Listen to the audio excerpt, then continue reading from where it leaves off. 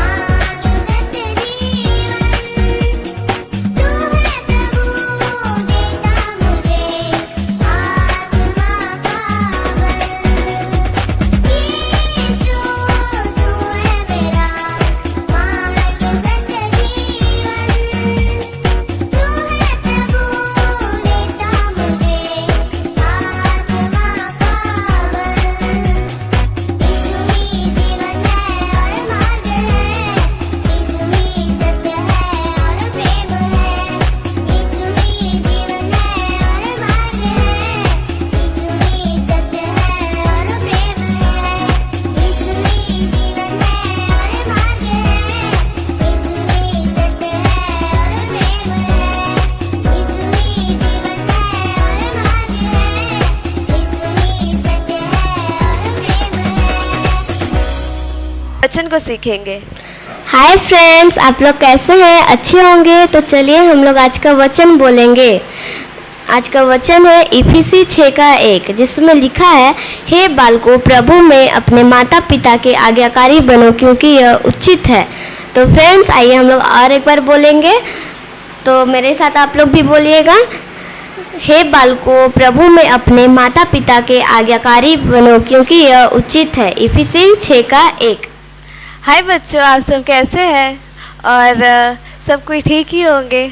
और आज कितने कोई कहानी सुनने के लिए तैयार है? सब कोई है तो आइए आज के दिन हम आदम और हवा का कहानी को सुनेंगे। पिछले हफ्ते आपने सुना कि परमेश्वर ने क्या क्या बनाया। तो छठवें दिन परमेश्वर ने क्या बनाया? मनुष्य को बनाया। तो सबसे पहला मनुष्य परमेश्वर ने किसको बनाया? उसका नाम क्या था? आदम। उसी के बारे आज हम लोग कहानी सुनेंगे। तो आदम को परमेश्वर ने मिट्टी से बनाया और फिर परमेश्वर ने अपने जीवित श्वास को उसके अंदर दिया और फिर वो जीवित हो गया। और परमेश्वर ने उसे फिर अदन की वाटिका में परमेश्वर ने रखा, वहाँ पे काम करने के लिए, वहाँ की हर एक चीज़ों की रक्षा रखवाली करने के लिए परमेश्वर ने आदम को वहाँ पे रखा।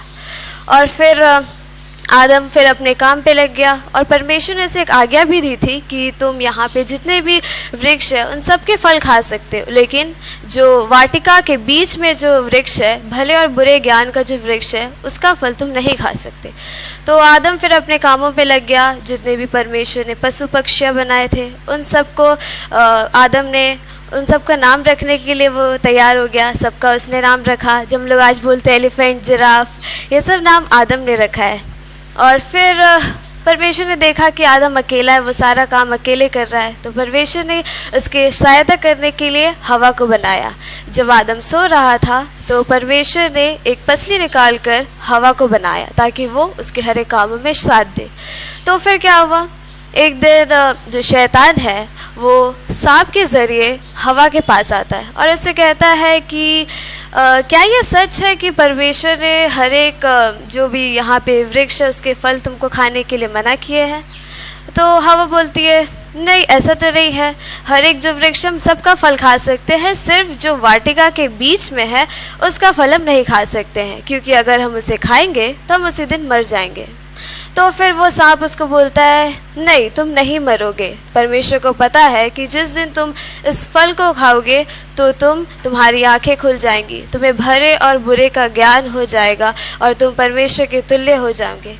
तो हवा सोचती है और फिर वो सांप के बहकावे में आ जाती है और वो क्या करती है? वो उस फल को खा लेती है और फिर वो जाके आदम को भी दे देती है और वो भी उस फल को खा लेता है। और फिर जब फल खाने के बाद उन दोनों की आँख खुल जाते हैं, वो भले और बुरे का ज्ञान को जान जाते हैं और फिर उन्हें पता लगता है कि उन्होंने कोई भी कपड़े नहीं पहने हैं और इस वजह से वो छुप जाते हैं। फिर जब परमेश्वर वहाँ पे टहलने के लिए आते हैं, उन सबसे बात करने के लिए आते हैं, तो परमेश्वर आदम को बुलाते हैं कि आदम, तुम कहाँ हो?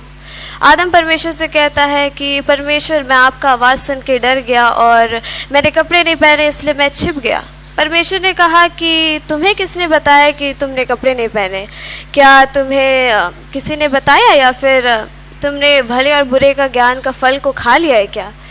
तो आदम कहता है, हाँ परमेश्वर, आपने जो मेरा साथ देने के लिए हवा को बनाया उसने मुझे दिया और मैंने खा लिया। तो परमेश्वर हवा को बोलता है, ये तुमने क्या किया? तो हवा बोलती है, परमेश्वर, जो सांप था उसने मुझे बहकाया और मैं बहक गई।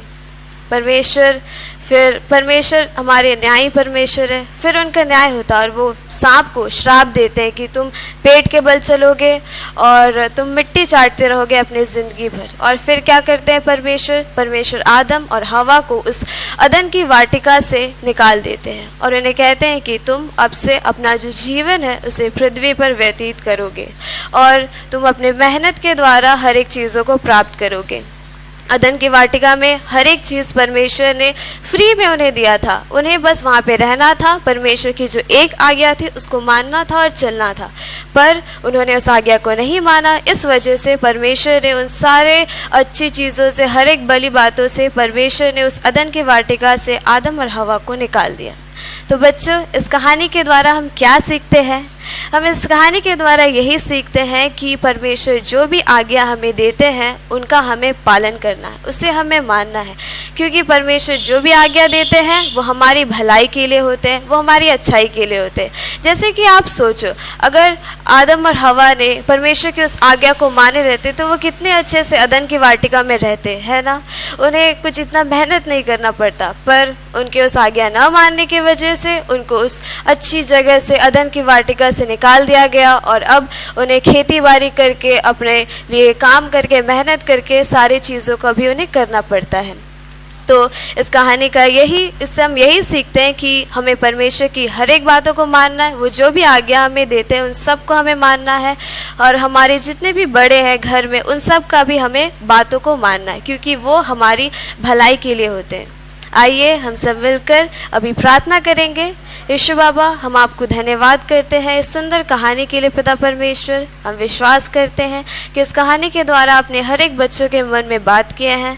पिता परमेश्वर, हम आपसे प्रार्थना करते हैं कि हर एक बच्चा इस कहानी के द्वारा सीखने पाए कि वो कैसे आज्ञाकारी रहने पाए। पिता परमेश्वर, आपने अपने आज्ञा में कहे हैं कि अपने माता पिता का आदर करो जिससे तेरा भला हो और पृथ्वी पर तेरा जीवन अधिक हो। पिता परमेश्वर, हमारे माता पिता का, आपका, हमारे जितने बड़े, हर एक के आज्ञाकारी हम बने रहे पिता, क्योंकि यही उचित है। हमने वचन में सीखा पिता, इस वचन के द्वारा हर एक बच्चे को चलने में आप सहायता कीजिए। यीशु मसीह के नाम से मांगते हैं, आमीन।